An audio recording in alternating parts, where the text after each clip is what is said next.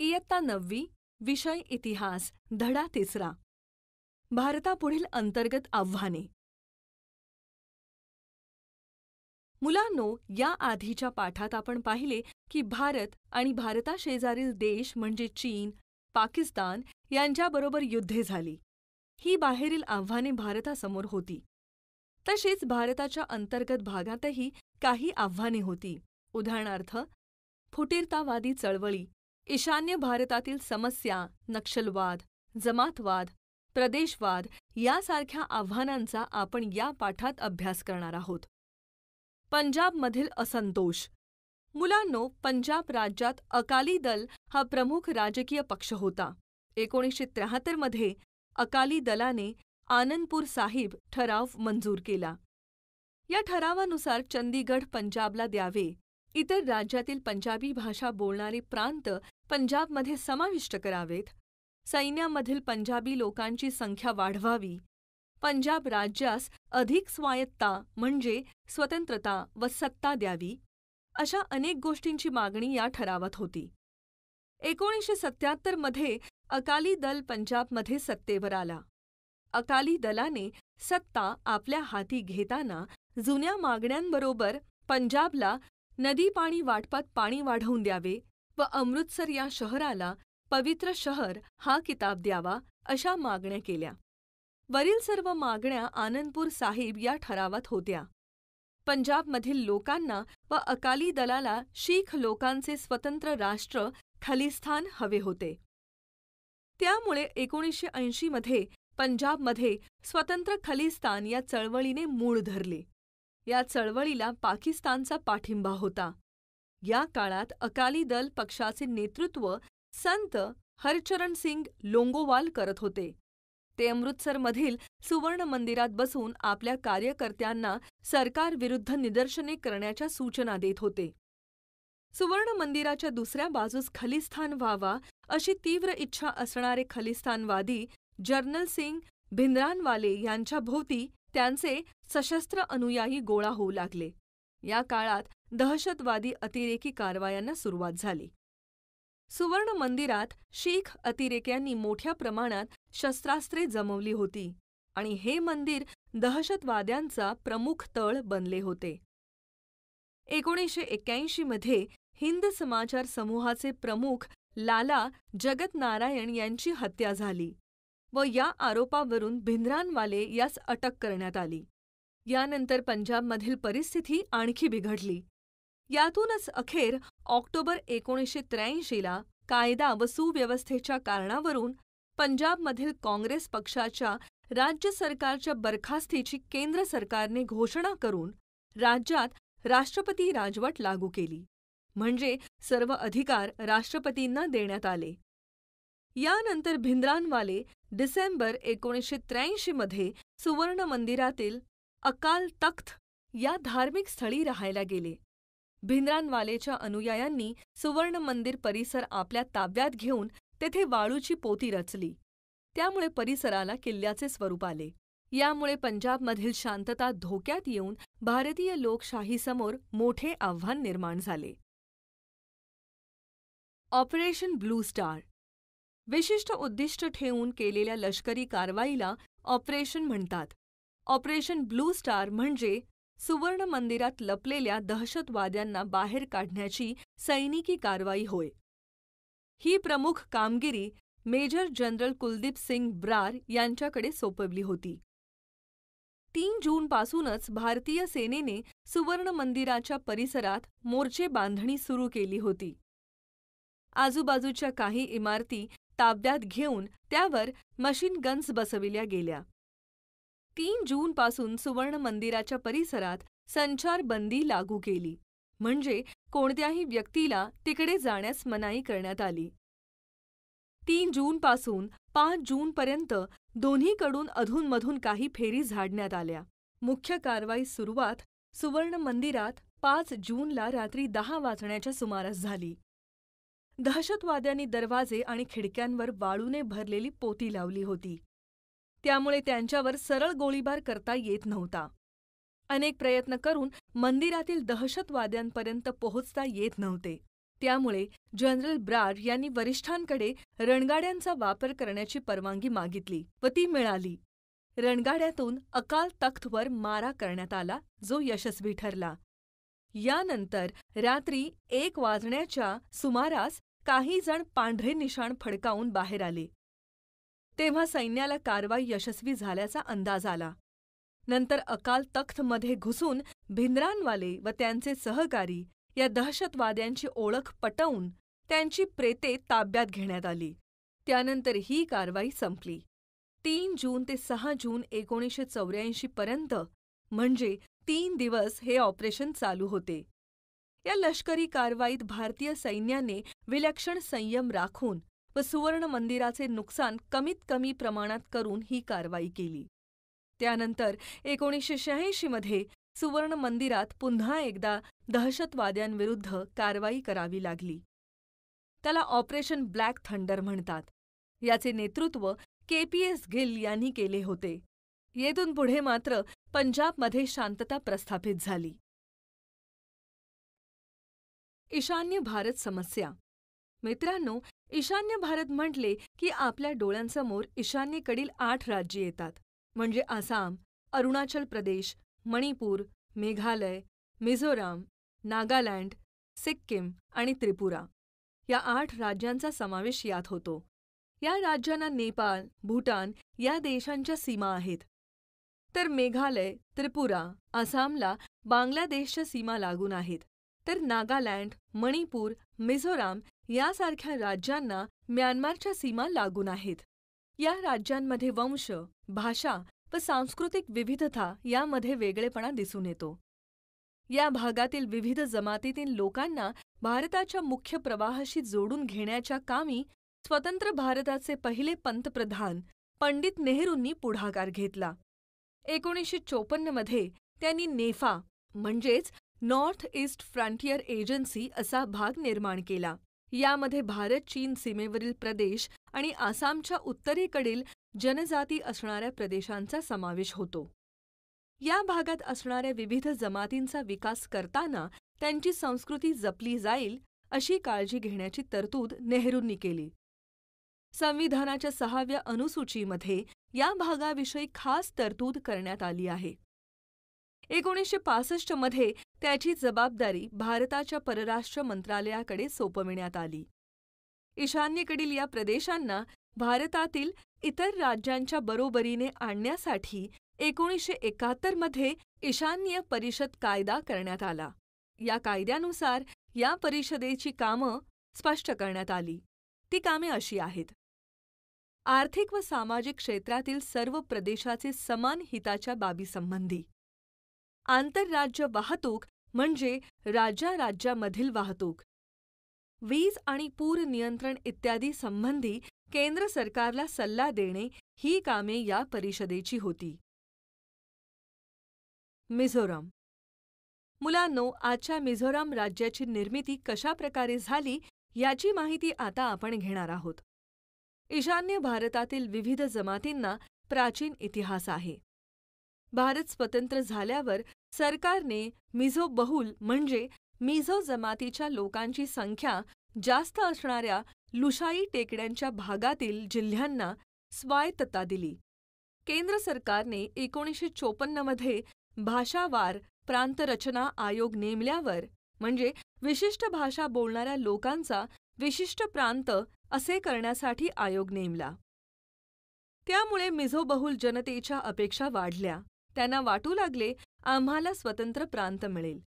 त्यामुळे त्या ठिकाणच्या नेत्यांनी स्वतंत्र मिझो प्रांताची मागणी करण्यास सुरुवात केली. 1959 मध्ये मिझोरम प्रदेशात तीव्र दुष्काळ पडला. या दुष्काळाच्या काळात मिझो नेते लाल डेंगा यांनी सामान्य जनतेसाठी कार्य केले. याचा फायदा त्यांना पुढे झाला. 1961 मध्ये लाल डेंगा यांनी मिझो नॅशनल फ्रंट म्हणजे MNF या संघटनेची स्थापना केली. या संघटनेच्या माध्यमातून त्यांनी त्रिपुरा, मणिपूर आणि लुशाई टेकड्यांमधील मिझो बहुल प्रांतांसाठी ग्रेटर मिझोरमची अर्थात स्वतंत्र राष्ट्राची मागणी लाल डेंगा यांनी केली. त्यांची ही मागणी त्यावेळच्या सरकारने मान्य केली नाही. त्यामुळे मार्च 1966 मध्ये मिझो नॅशनल फ्रंटने स्वतंत्र मिझोरम राष्ट्र अस्तित्वात आल्याची स्वतःच घोषणा केली. केंद्र सरकारच्या विरुद्ध जाऊन एमएनएफने ही घोषणा केली. 1966 मध्ये पंतप्रधानपदी इंदिरा गांधी होत्या. त्यांनी हे मिझोंचे बंड कठोरपणे हाताळून यशस्वी रीतीने मोडून काढले. 1972 मध्ये परिस्थिती शांत झाल्यावर या प्रदेशाला केंद्रशासित प्रदेशाचा दर्जा देण्यात आला, म्हणजे केंद्र शासनाचे वर्चस्व या प्रदेशावर राहणार होते. पुढे पंतप्रधानपदी राजीव गांधी आल्यानंतर 1985 मध्ये राजीव गांधी व एमएनएफ यांच्यात तडजोड होऊन मिझोरमला घटक राज्याचा दर्जा देण्यात आला. अशा प्रकारे 20 फेब्रुवारी 1987 ला मिझोराम हे राज्य निर्माण झाले. त्याचे पहिले मुख्यमंत्री हे एमएनएफचे प्रमुख लालडेंगा झाले. मिझोरम हे भारत देशाच्या ईशान्य भागातील एक राज्य आहे. मिझोरामच्या उत्तरेस आसाम, ईशान्येस मणिपूर, पश्चिमेस त्रिपुरा ही राज्ये, तर पूर्वेस व दक्षिणेस म्यानमार व पश्चिमेस बांगलादेश हे देश आहेत. ऐझॉल ही मिझोरमची राजधानी व सर्वात मोठे शहर आहे. मिझो व इंग्रजी या येथील प्रमुख भाषा आहेत. नागालँड. मुलांनो, आता आपण नागालँड हे स्वतंत्र राज्य कसे निर्माण झाले याची माहिती घेऊ. ईशान्य भारतातील नागा जमात ही लढाऊ जमात म्हणून ओळखली जाते. पूर्व हिमालय, नागा टेकड्या, आसाम आणि म्यानमार देशाचा सीमावर्ती भाग अशा परिसरात नागा या जमातीची वस्ती होती. 1946 मध्ये काही सुशिक्षित शिकलेल्या नागा जमातीतील काही युवकांनी नागा नॅशनल काउन्सिल (NNC) या संघटनेची स्थापना केली. त्यांचे नेतृत्व अंगामी झापू फिजो हे करत होते. ही पहिली फुटीरवादी नागा संस्था होय. यांनी पुढे स्वतंत्र नागालँड या राज्याची नव्हे तर देशाची मागणी केली. पुढे या संघटनेने 1954 मध्ये नागालँडच्या स्वतंत्र संघ राज्याच्या स्थापनेची घोषणा केली. पुढे 1955 मध्ये आसाम रायफलचे सैनिक व स्थानिक लोक यांच्यात चकमकी उडाल्या. या चकमकी दडपण्यासाठी लष्करी कारवाई करण्यात आली. या सर्व बाबींवर केंद्र सरकार व NNC यांच्यात अनेकदा चर्चा झाल्या. केंद्र सरकारने नागांची संस्था जास्त असणाऱ्या भागाला केंद्रशासित दर्जा देण्याचे ठरवले. अखेर नेफामधील नागबहुल भाग व त्सुएनसॉंगचा भाग एकत्र करून 1 डिसेंबर 1963 रोजी नागालँड हे स्वतंत्र राज्य अस्तित्वात आले. नागालँड हे ईशान्य भारतातील एक राज्य आहे. या राज्याच्या पश्चिमेला आसाम, उत्तरेला अरुणाचल प्रदेश व आसामचा काही भाग, तर पूर्वेकडे म्यानमार हा देश आणि दक्षिणेला मणिपूर राज्य आहे. कोहिमा ही नागालँडची राजधानी व सर्वात मोठे शहर आहे. अँगमी व चँग या येथील प्रमुख भाषा आहेत. आसाम. 1983 मध्ये आसाममध्ये बंगाली भाषा बोलणाऱ्या स्थलांतरितांच्या वर्चस्वाविरुद्ध ऑल आसाम स्टुडंट्स युनियन आणि आसाम रणसंग्राम परिषद यांनी तीव्र आंदोलन उभारले होते. त्यामुळे केंद्र सरकारला आसाममध्ये लक्ष घालणे आवश्यक वाटले. 1983 मध्ये राजीव गांधी, केंद्रीय गृहमंत्री शंकरराव चव्हाण, आसामी नेते प्रफुल्लकुमार महंतो यांच्यात करार झाला. या करारानुसार आसाममध्ये घुसखोरी करणाऱ्या बांगलादेशी नागरिकांना परत मूळ ठिकाणी पाठवण्याचे ठरले. 1986 मध्ये आसाम विधानसभेच्या निवडणुका झाल्या. आसाम गणपरिषदेचे प्रमुख प्रफुल्लकुमार महंतो हे मुख्यमंत्री झाले. या सर्व लोकशाही प्रक्रियेमुळे आसाममधील परिस्थिती नियंत्रणात येऊन तेथे शांतता प्रस्थापित झाली. आसाम ईशान्य भारतातील एक महत्त्वाचे व सर्वात मोठे राज्य आहे. आसामच्या उत्तरेला भूटान व अरुणाचल प्रदेश आहे. पूर्वेला नागालँड व मणिपूर ही राज्य आहेत, तर दक्षिणेला मेघालय, त्रिपुरा व मिझोराम ही राज्य आहेत. ईशान्य भारतातील 7 राज्यांपैकी आसाम सगळ्यात मोठे राज्य आहे. असमिया ही आसामची प्रमुख भाषा आहे. अरुणाचल प्रदेश. मुलांनो, भारताचे अतिपूर्वेकडील घटक राज्य म्हणजे अरुणाचल प्रदेश आहे.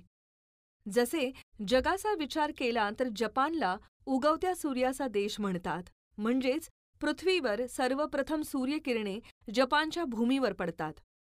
त्याचप्रमाणे भारतातील उगवत्या सूर्याचा प्रदेश म्हणून अरुणाचल प्रदेशला ओळखले जाते. 1954 मध्ये नेफा विभागाची निर्मिती झाली. त्याला 1972 साली अरुणाचल प्रदेश असे संबोधण्यात येऊ लागले. 20 फेब्रुवारी 1987 रोजी या भागास म्हणजे अरुणाचल प्रदेशास घटक राज्याचा दर्जा देण्यात आला. 1960 ते 2000 या कालखंडातील ईशान्य भारताचा इतिहास पाहता या ठिकाणी लोकशाही वाढण्यास व रुजण्यास सुरुवात झाली. केंद्र सरकारने या प्रदेशाचा विकास होण्यासाठी विविध योजना लागू केल्या. औद्योगिकरण, शिक्षणाचा प्रसार यामुळे हा भाग विकासाच्या मार्गावर चालत आहे. अरुणाचल प्रदेश हे भारताच्या ईशान्य भागातील एक प्रमुख राज्य आहे. या राज्याच्या सीमा चीन व म्यानमार या देशांना लागून आहेत. इटानगर ही अरुणाचलची राजधानी व सर्वात मोठे शहर आहे. मोनपा व मिजी या येथील प्रमुख भाषा आहेत. नक्षलवादी चळवळ. मुलांनो, नक्षलवाद हे भारतातील अनेक आव्हानांपैकी एक प्रमुख आव्हान आहे. पश्चिम बंगालमधील दार्जिलिंग या जिल्ह्यातील नक्षलबारी येथे ही चळवळ सुरू झाली. कमी जमीन असणारे शेतकरी व शेतमजूर यांना संघटित करून 1967 मध्ये नक्षलबारी भागातील काही शेत जमिनींच्या भोवती लाल झेंडे रोवून पिकांचा ताबा घेतला व त्याला मुक्त प्रदेश म्हणून नक्षलवाद्यांनी घोषित केले. या उठावापासून प्रेरणा घेऊन ज्या चळवळी झाल्या त्यास नक्षलवादी चळवळी म्हणतात. सुरुवातीला या चळवळीची उद्दिष्टे ही शेतकरी व शेतमजुरांचे कल्याण करणे हीच होती. यासाठी ते जमीनदारांच्या आर्थिक शोषणाविरुद्ध आवाज उठवण्यासाठी कृषी समित्या स्थापणे, मोठ्या जमीनदारांच्या जमिनी जबरदस्तीने ताब्यात घेणे, त्यांचे कुळांमध्ये म्हणजे ती जमीन कसणाऱ्या लोकांमध्ये वाटप करणे ही कामे करत होती. परंतु पुढे ही चळवळ आपल्या उद्दिष्टांपासून दूर गेली. शासनाचे कोणतेही उपक्रम वा कल्याणकारी योजना जनतेपर्यंत पोहोचू न देणे यासाठी नक्षलवादी चळवळीने दहशतवादाचा आश्रय घेतला. लोकशाही शासन व्यवस्था अमान्य करून समांतर व्यवस्था निर्माण करण्याचा नक्षलवादी प्रयत्न करू लागले. यातूनच नक्षलवाद हा देशाच्या अंतर्गत सुरक्षेपुढील आव्हान ठरू लागला. नक्षलवादी चळवळीचे सुरुवातीचे प्रमुख केंद्र पश्चिम बंगाल होते. परंतु पुढे ही चळवळ भारताच्या अनेक राज्यातील 220 जिल्ह्यात पसरली व कार्यरत झाली. आंध्र प्रदेशातील पूर्व गोदावरी, विशाखापट्टणचा काही भाग, तेलंगणामधील करीमनगर, आदिलाबाद, छत्तीसगडमधील बस्तर, राजनांदगाव, सुकमा, महाराष्ट्रातील भंडारा, गडचिरोली, चंद्रपूरमधील काही भाग, मध्य प्रदेशातील बालाघाट, मंडला, ओडिशातील कोरापूट येथे ही चळवळ पसरली आहे. यांच्या कारवाया भारताच्या आदिवासी भागात जास्त प्रमाणात होतात. आपला प्रभाव कायम राहावा म्हणून सशस्त्र अशी पीपल्स लिबरेशन गुरिला आर्मी या संघटनेची स्थापना नक्षलवाद्यांनी केली. भारतीय गुप्तचर संस्थांच्या माहितीनुसार देशात 20,000 सशस्त्र नक्षलवादी व 50,000 सक्रिय कार्यकर्ते असून त्यांचे लक्षावधी समर्थक आहेत. नक्षलवादी व सरकार यांच्यात अजूनही संघर्ष चालू आहे. जमातवाद. मुलांना, तुम्हाला माहीत आहे ना, भारत हा अनेक जाती, धर्म, वंश, भाषा, संस्कृती, परंपरा असणाऱ्या लोकांचा देश आहे. आपल्या देशात अनेक धर्मांचे लोक शतकानुशतके गुण्यागोविंदाने राहत आले आहेत. परंतु संकुचित धार्मिक अभिमानातून जमातवाद निर्माण होतो. या जमातवादाचे बीज ब्रिटिशांनी पेरले. त्यांनी फोडा व राज्य करा या नीतीचा अवलंब करून राज्य केले. त्यासाठी त्यांनी जमातवादाचा आधार घेतला. जमातवाद हे आपल्या देशाच्या ऐक्यापुढील एक महत्त्वाचे आव्हान आहे. एखाद्या समाजात भिन्न भिन्न धर्माचे लोक असणे व त्यांनी आपल्या धर्माचा अभिमान बाळगणे यात वावगे किंवा गैर असे काही नाही. परंतु या धर्माभिमानाचा जेव्हा अतिरेक होतो, म्हणजे माझाच धर्म श्रेष्ठ अशी भावना निर्माण होते, त्यावेळी आपोआपच इतर धर्मांना तुच्छ लेखण्यास सुरुवात होते. यातून धर्मांधता निर्माण होते, म्हणजे आपल्या धर्मातील वाईट आपल्याला दिसत नाही, दुसऱ्या धर्मातील चांगले दिसत नाही. धर्मांधता हा जमातवादाचा पाया आहे. धर्मांधतेमुळे व्यापक राष्ट्रीय हिताचा विसर पडतो, म्हणजेच देशापेक्षा धर्माला श्रेष्ठ मानले जाऊ लागते. भिन्न धर्मीय लोकांच्या मनात एकमेकांविषयी संशय वाटू लागतो. आपल्याच देशात राहणाऱ्या आपल्या परधर्मीय देशबांधवांना शत्रू लेखले जाते. त्यामुळे एकमेकांच्या सण उत्सवात एकत्र येणे कमी होते. त्यामुळे आपलेपणा बंधुभाव कमी होतो. त्यामुळे काही रास्त मागण्या किंवा सार्वजनिक प्रश्नांसाठी नागरिक म्हणून एकत्र येऊन हक्क मागणे अशक्य होते. धर्मांधतेमुळे नेहमी संशयी वृत्ती, अविश्वास, धर्माभिमान वाढतो. त्यामुळे आपल्या भोवतालच्या घटनांकडे, माणसांकडे बघण्याची दृष्टी वेगळीच होते. काही लोक आर्थिक, राजकीय व सामाजिक प्रश्नांचा विचारही धर्माच्या चौकटीतच राहून करतात. आपण विशिष्ट धर्माचे आहोत म्हणून राजकारणात प्रभावशून्य आहोत, अशा प्रकारची भावना सर्वच धर्मातील काही लोकांच्या मनात असते. त्यामुळे असे लोक धर्माच्या बाबतीत हळवे होतात. आपला धर्म व आपले धर्मबांधव यांच्याबद्दल कोणी काही बोलले तर त्यांच्या मनात लगेच राग उत्पन्न होतो. काही वेळेस धार्मिक प्रतीकांचा, विशिष्ट धर्माच्या नेत्यांच्या पुतळ्याचा कोणी कळत नकळत अपमान केला तर यातून दंगली पेटतात. यात शेकडो निरपराध जीव मारले जातात. कोट्यवधी रुपयांच्या सार्वजनिक मालमत्तेचे नुकसान होते. सार्वजनिक शांतता नष्ट होते. दंगलीतील कटू आठवणींमुळे माणसांची मने दुरावतात आणि विशिष्ट धर्माच्या लोकांबद्दल तिरस्कार निर्माण होतो व एकमेकांच्या विश्वासाला तडा जातो.